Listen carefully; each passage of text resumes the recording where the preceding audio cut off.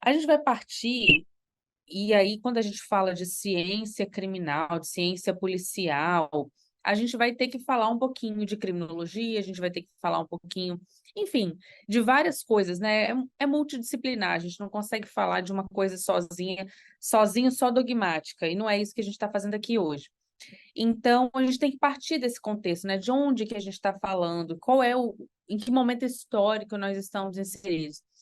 E aí vocês vão ver, e aí vocês fiquem muito à vontade para discordar, para trazer as visões de vocês, o espaço é para isso mesmo. Mas existe uma tendência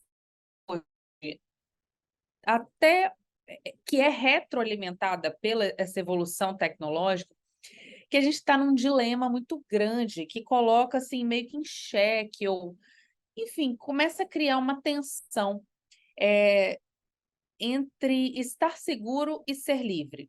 Parece que as duas coisas não conseguem conviver plenamente. Eu não posso.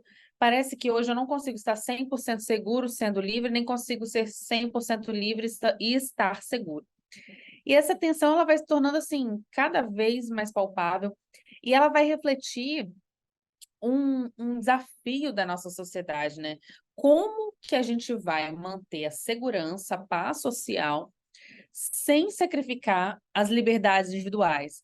E aí vocês vão se recordar que a gente falou um pouco disso na aula passada, quando a gente está falando, olha, essas liberdades individuais, os direitos dos quais a gente está falando, e a imensa maioria dos direitos que tem lá na nossa Constituição, elas vêm das revoluções burguesas, que a gente está voltando lá no século XVII, XVIII, XIX, né? É dali que saiu. Então, é um negócio tão secular, né? A gente está pronto, assim, para abrir mão dessas liberdades, porque a gente tem um avanço tecnológico muito grande. E aí a gente consegue perceber que essa resposta aí é ingrata, né? Ela é muito complexa, ela envolve várias questões, várias escolhas, propriamente dito, né? Especialmente conforme a gente vai avançando na direção de uma sociedade cada vez mais securitizada. E aí, em que sentido é essa securitização, né? Nós estamos sempre sendo vigiados de alguma forma, nós estamos sendo sempre vistos por uma câmera de monitoramento. Dentro da minha casa tem câmera, na rua, se eu descer aqui no meu prédio, tem câmera, em todas as ruas aqui do meu bairro tem câmera. Tem alguém fazendo um vídeo, uma gravação de uma coisa qualquer e eu estou passando. Então, a gente vive nesse ambiente em que o medo de estar inseguro nos leva a estar neste momento de securitização. Não tem outra palavra para isso, né? Não tem outra expressão. Por quê? É, a gente consegue ver, por exemplo, um exemplo prático. Vamos lá, eu estou falando aqui em termos teóricos, mas vamos tentar trazer um exemplo mais prático. Quando a gente está entrando num edifício comercial qualquer, a gente está passando por um scanner facial, por um reconhecimento facial. Tem vários prédios comerciais que funcionam assim, escritórios, consultórios médicos, não tem nada assim de ultra valor, sabe? Uma coisa, não é um lugar de segurança nacional, não tem nada ali que seja do poder público, é um prédio comercial comum. Mas ainda assim, para entrar, eu tenho que ter o registro do meu rosto lá, é parametrizado o meu rosto para que eu possa conseguir acessar aquele prédio. E isso, até pouco tempo, eu tenho certeza que vocês vão concordar comigo, que até pouco tempo atrás isso era ficção científica pura, né? A gente via aqueles filmes do início dos anos 2000, da década de 90, que tinha o reconhecimento facial de íris e não sei o quê, enfim,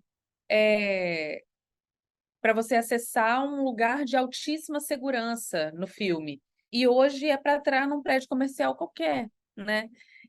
E a gente vai ver que tem uma relação desse avanço na nossa intimidade, na nossa privacidade, que vai erodindo essas garantias, né? Está lá na Constituição que eu tenho direito à intimidade, que eu tenho direito à privacidade, Mas, ao mesmo tempo, isso vai sendo a gente meio que ou vai escolhendo ou meio que vai aceitando passivamente, né. Então, antes o que era uma invasão de privacidade ou uma ideia muito distópica, né, uma coisa muito louca, muito doida, imaginada no futuro, hoje virou banal, né, a gente aceita sem nenhum questionamento, isso é normal, isso tá normal não, isso é comum, né, nós todos estamos vivendo esse momento. E essa normalização dessa vigilância, essa intrusão na nossa vida privada, ela vai levar a algumas preocupações sobre as transformações das próprias normas, sabe, das normas sociais e as expectativas que a gente tem em relação à privacidade. Meio que vai baixando a nossa expectativa de execuibilidade dessa garantia. E a gente está, então, diante de um desafio de reavaliar, de refletir, em tentar encontrar um equilíbrio saudável entre essa necessidade de segurança, né, que também é um direito fundamental, você estar num ambiente seguro, direito fundamental à segurança, né, e a preservação dessas nossas liberdades, dessas nossas outras garantias fundamentais, especialmente as individuais. E é muito importante que essas sociedades democráticas mantenham esse debate, sabe, continuamente, isso volte ao palco público para debater exatamente sobre essa extensão e sobre essa eficácia dessas medidas de segurança e a gente possa ponderar, enquanto sociedade, os custos, né, que estão associados a essas liberdades individuais frente a essa necessidade de segurança. E essa discussão para a gente aqui é muito importante, né? Considerando que os agentes, tecnicamente, aí, né, que vão promover essa segurança, é, estão aqui, são vocês, né? São os policiais civis, são os policiais militares, são os guardas municipais, são os peritos, enfim, né? São as pessoas ligadas às polícias. Então, existe uma preocupação especial para a gente aqui nesse meio, né, para a gente tratar sobre isso. E a gente vive numa era que o medo também é muito explorado, né? Esse fluxo de informação que a gente tem tão sem freio e que eu acho que a gente não está preparado ainda para receber, especialmente porque não recebe e nem está educado previamente para receber determinadas informações e fazer essa avaliação crítica, se aquela informação é válida, se não é, entender o contexto, não entender.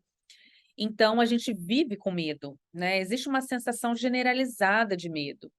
E a gente pensa assim, isso é um discurso comum, né? Assim, antigamente eu não tinha tanto medo, antigamente eu podia sair na rua sem tanto medo. E me parece que esse momento do medo agora é meio que retroalimentado, porque a gente tem, além de ter mais acesso à informação, do que está de ruim acontecendo, a gente talvez, em certa medida, esteja.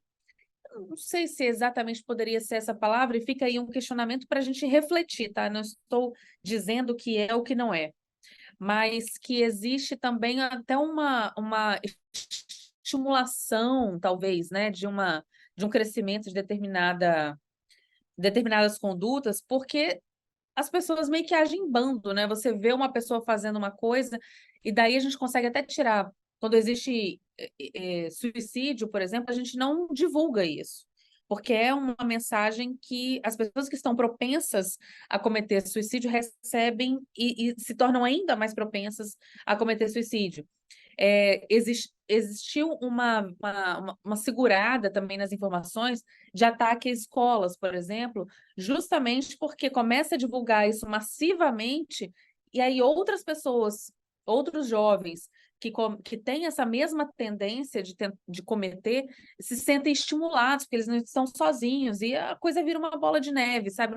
Não sei se até em que medida a gente não alimenta a informação e é alimentado por ela, enquanto sociedade, né? Então a gente vive neste momento. O fato que em conteste é que a gente vive com medo, né? De que, do quem, em que situação, às vezes esse medo, ele é difuso, ele é generalizado, ele não tem um nome, não tem uma coisa muito bem definida, um lugar definido, mas esse medo é o medo que é mais eficaz para manipular as pessoas.